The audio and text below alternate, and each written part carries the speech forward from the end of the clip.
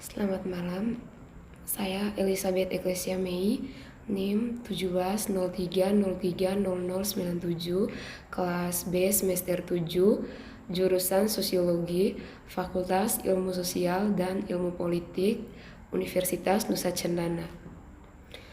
Pada kesempatan kali ini, saya akan membahas kembali mengenai materi yang telah saya dalam resume materi mengenai analisis terkait kapitalisasi dan monetisasi COVID-19.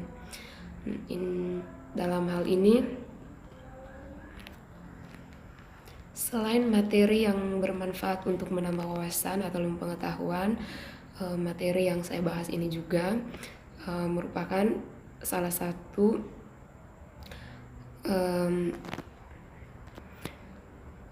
tugas untuk memenuhi nilai ujian akhir semester mata kuliah sosiologi terapan. Oke, kita langsung saja dalam slide yang pertama, pembahasan materinya. Sebelum masuk ke analisis, kita pengenalan COVID-19. Nah, di sini COVID-19 atau Coronavirus Disease 2019 adalah penyakit yang disebabkan oleh jenis coronavirus baru, yaitu SARS-CoV-2 yang dilaporkan pertama kali di Wuhan, Tiongkok pada tanggal 31 Desember 2019. Kemudian diberi nama Severe Acute Respiratory Syndrome Coronavirus 2 atau SARS-CoV-2 dan menyebabkan penyakit Coronavirus Disease 2019 atau sering disebut COVID-19. Dari sini, penyakit COVID-19 adalah penyakit yang disebabkan oleh coronavirus jenis baru dengan gejala klinis demam, batuk, pilek, letih, lesu, sakit tenggorokan, dan sesak napas. Selanjutnya, Wakil Direktur Pendidikan dan Diklit sekaligus Jubir Satgas COVID-19 dalam Rumah Sakit UNS Dr. Tonang Dwi Ardianto mengatakan, penanganan pasien COVID-19 memerlukan perawatan dengan alur terpisah dan peralatan terpisah.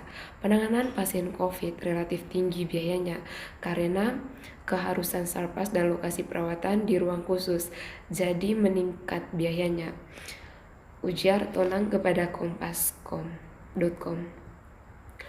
Komponen biaya perawatan pasien COVID-19 juga mahal karena tenaga medis yang melakukan penanganan membutuhkan alat pelindung diri atau APD. Sebagian besar beban biaya pengadaan APD nakes tidak dibiayai oleh pemerintah, sehingga dibebankan kepada pasien dan keluarga. Nah, di sini kita lihat bahwa dalam negara kita sekarang ini, jika kurangnya aturan-aturan yang lebih tegas dari pemerintah setempat ataupun pemerintah pusat, tidak adanya aturan yang lebih tegas, hingga hal ini bisa menyebabkan pasien COVID akan mengalami kendala yang begitu banyak. Selain mental yang dialaminya, itu dia juga kekurangan kendala dalam hal ekonomi karena biaya dalam perawatan yang dijalani dalam proses pemulihan dalam penyakit ini itu sangat mahal.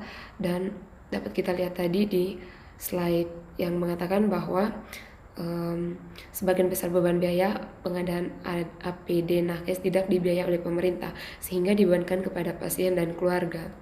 Nah, di sini sangat terlihat sekali jika aturan itu tidak tegas atau tidak ada bantuan dari pemerintah setempat, maka hal ini akan menyebabkan semakin besarnya masalah bagi keluarga korban pasien COVID. Oke, selanjutnya kita akan membahas mengenai terkait kapitalisasi dan monetisasi COVID-19. Di sini akan saya analisis menggunakan analisis ROCP. Oke, Sebelumnya kita pahami bahwa RUCP adalah alat ukur untuk mengidentifikasi masalah sosial yang muncul akibat memperlakukan peraturan yang dikembangkan oleh Anne Robert Sidman dan Nalin Sikere.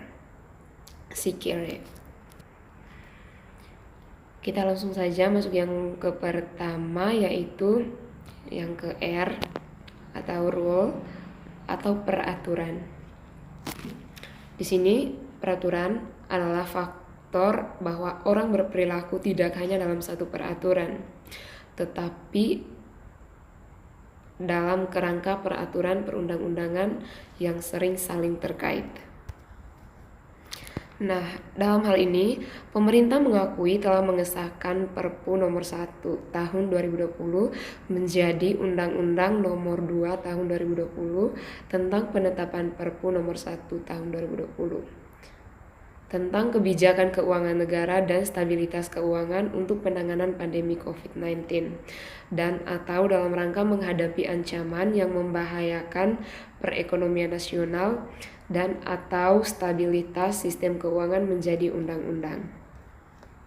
Nah, di sini jika kita lihat pada slide sebelumnya tadi yang mengatakan bahwa keluarga korban pasien COVID itu yang akan dibebani karena biaya penanganan penyakit tersebut sangat mahal. Tetapi di sini dalam analisis RUCP ini yang pertama tadi itu rule atau aturan yang dibuat oleh pemerintah, kebijakan-kebijakan yang dikeluarkan. Ternyata regulasi pemerintah itu dikeluarkan mengenai dalam undang-undang tadi.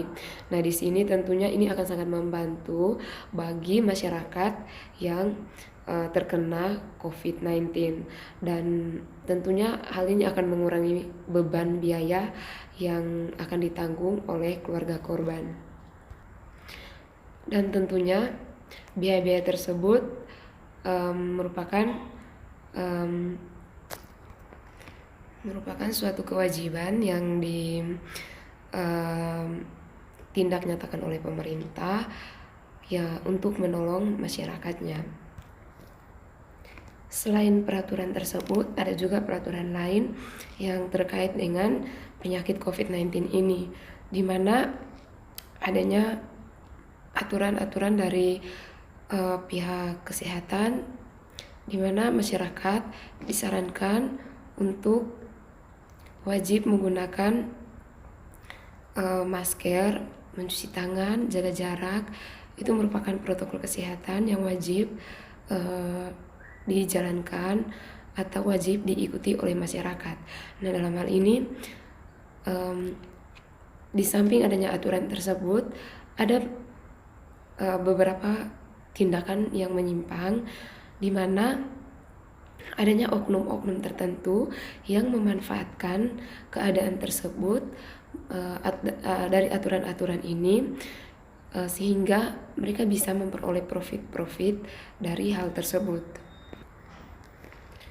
Di mana ada segelintir orang yang memanfaatkan keadaan untuk memupuk kekayaan diri dengan cara menjual bahan-bahan pokok dan pelindung diri menggunakan harga yang sangat tinggi. Contoh konkretnya tadi itu misalnya masker yang tentunya akhir-akhir ini sangat dibutuhkan oleh masyarakat agar terhindar dari paparan virus corona. Selain itu banyak para pengusaha yang menjual produk tersebut yaitu masker, menjual dengan harga yang cukup tinggi, sekitar ratusan ribu bahkan jutaan rupiah, dan hal ini merupakan salah satu tindakan kapitalisasi dalam memanfaatkan keadaan pandemi yang sedang terjadi. Selanjutnya dalam analisis yang kedua yaitu opportunity atau peluang atau kesempatan, yaitu faktor lingkungan, yaitu lingkungan eksternal dari pihak-pihak yang akan dituju yang juga harus diketahui secara jelas sehingga memungkinkan mereka berperilaku sesuai dengan perintah atau larangan peraturan yang akan dibuatnya.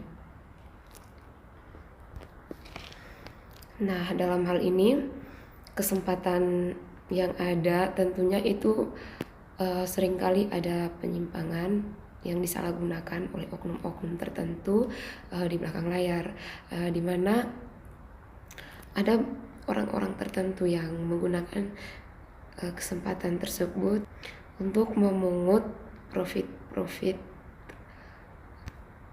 pribadi mereka, sehingga mereka akan merasa tidak berkekurangan dalam pandemi tersebut, di mana kesempatan yang mereka gunakan itu mereka secara cerdik membaca tentang kehidupan masyarakat, apa saja yang dibutuhkan oleh masyarakat. Misalkan tadi bahan-bahan pokok yang sangat dibutuhkan tadi itu masker, hand sanitizer, itu merupakan produk yang sangat dibutuhkan. Dalam hal ini tindakan kapitalisasi yang dilakukan oleh oknum-oknum tertentu dengan cara menjual barang-barang tersebut dengan harga yang sangat tinggi, dan tentunya itu tidak terjangkau oleh masyarakat, ya apalagi kalau masyarakat kelas menengah ke bawah.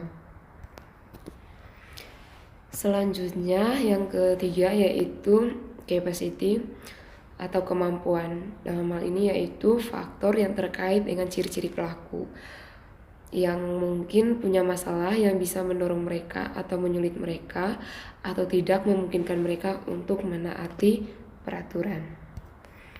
Nah, dalam hal ini terkait kapitalisasi COVID-19 di mana ada banyak masalah, yaitu diantaranya mengenai beberapa pasien sesungguhnya bukan pasien COVID, tetapi oleh rezim kesehatan dimasukkan ke dalam kategori COVID. Nah, hal ini menurut saya berkaitan dengan upaya rezim medis sebagai rezim kekuasaan dalam mengeksplorasi sumber daya kapital yang berkaitan dengan hajat hidup masyarakat. Dalam hal ini, rezim medis memiliki peran kekuasaan yang signifikan dalam kehidupan karena menyangkut urusan hidup dan mati yang membuat orang rela tunduk atau patuh. Sehingga kemudian apa yang menyebabkan terjadinya kapitalisasi bahkan penyimpangan sosial berupa konversi status pasien demi memperoleh profit tertentu atas nama tindakan prosedur medis. Jadi hal ini merupakan salah satu tindakan yang menyimpang yang terkadang sering dilakukan oleh kaum medis. Berhubung dengan jumlah biaya yang dikeluarkan dalam menangani pasien COVID sangat besar jumlahnya, dan tentu gaji yang diberikan kepada tim medis juga sangat besar, ada tindakan menyimpang di dalam menangani penyakit tersebut yang dilakukan oleh kaum medis gitu. Selanjutnya yang keempat yaitu communication atau komunikasi adalah faktor peran pihak yang berwenang atau aparat dalam mengambil langkah-langkah apakah sudah memadai atau belum untuk mengkomunikasikan peraturan kepada pihak yang dituju. Nah, dalam hal ini tindakan komunikasi atau dalam hal untuk menyampaikan informasi oleh kaum medis kepada keluarga dari pasien COVID, tentunya sebelum divonis sebagai pasien COVID, tentunya ada prosedur-prosedur yang dilakukan oleh kaum medis, yaitu misalnya melalui rapid test atau swab. Itu merupakan sebelum hasilnya dikeluarkan, tentunya segalanya merupakan tindakan yang dilakukan oleh kaum medis dan pada akhirnya akan dikomunikasikan kembali kepada keluarga pasien. Nah, dalam hal ini kadangkala dalam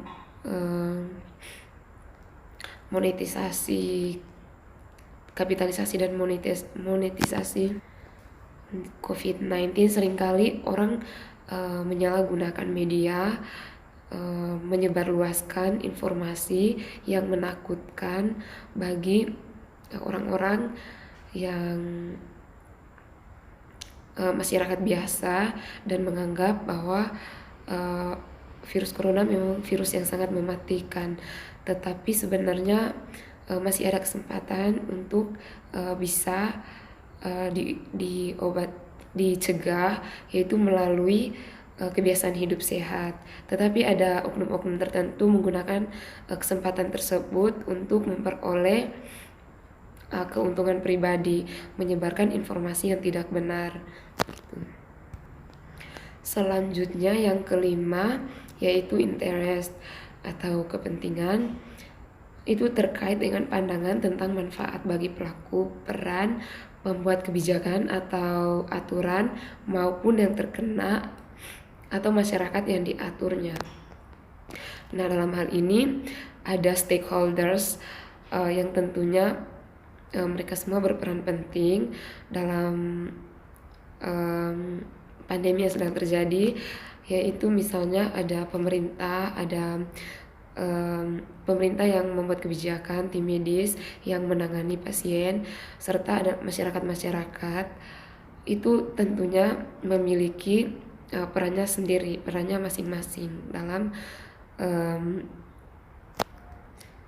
kehidupannya masing-masing.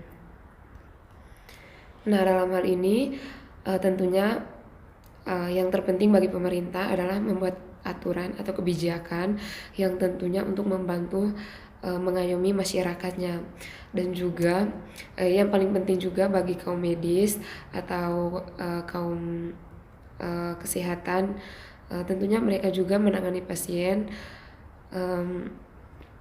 dengan penuh rasa tanggung jawab. Namun kadangkala ada tindakan menyimpang, dan tentunya sudah dijelaskan sebelumnya tadi ada penyimpangan dalam tim medis. Misalnya tadi pasien yang sebenarnya bukan COVID namun dinyatakan sebagai COVID. Ini merupakan salah satu tindakan yang menyimpang demi keuntungan pribadi, karena dilihat dari biaya yang dikeluarkan dalam menangani pasien COVID itu sangat besar sekali biayanya, dan juga kepentingan untuk masyarakat. Sebenarnya masyarakat membutuhkan informasi yang tentunya valid dan bukan hoax, tetapi ada oknum-oknum tertentu menyebarluaskan informasi hoax untuk keuntungan pribadi, misalnya melalui channel YouTube, memberikan informasi-informasi yang tidak benar sehingga dia memperoleh subscribe yang banyak, dan di sini dia akan memperoleh keuntungan yang lebih besar. Selanjutnya proses, dimana proses adalah produser bagi pelaku peran untuk memutuskan apakah akan memenuhi atau mematuhi atau tidak akan mematuhi terhadap peraturan perundang-undangan ataupun aturan apapun.